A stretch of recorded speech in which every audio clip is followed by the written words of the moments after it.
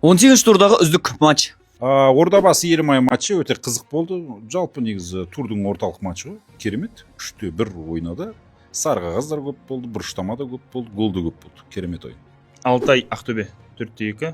Дәл ағылшындар мен француздардың 10 голынан кейін 6 гол. КП үшін сән. 18-ші турдағы үздік ойын қайда болды?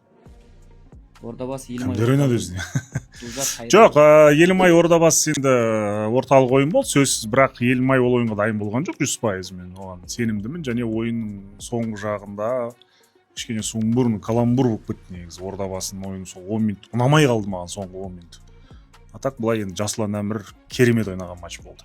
Ал былай айтатын болсақ, ең қызық ойын сол Каспийдің ойыны болды. Каспий Қайсар. Үздік гол.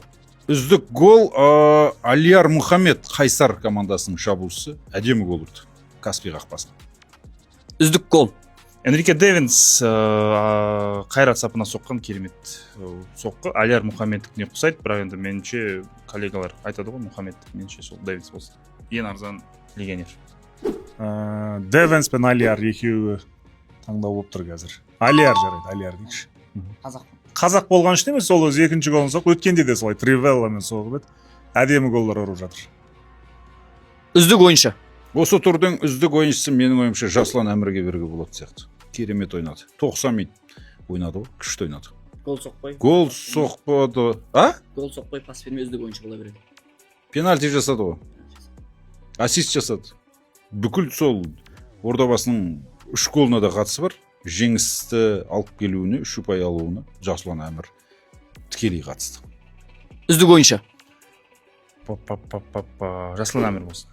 Жасұлан Әмір өткені орталық ойын, Жасұланның энергиясы, Жасұланның жылдамдығы, Жасұланның құлшынысы басқа да Ордабасының футболшыларына әсер етіп, бір жақсы сенбі түрде жеңіске жетті орда.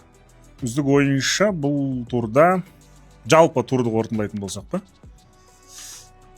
Нақты айту қиын негізі. Нақты айту қиын. Әмір немесе Гуаль болып тұр екеуін біреу. Екеуі де дей салайықшы. Екеуі. Біздің парақшамызға жазылмаған болсаңыз, мұндай қызықты контенттен құр қаласыз. Жазылыңыз. Бар қызық алда.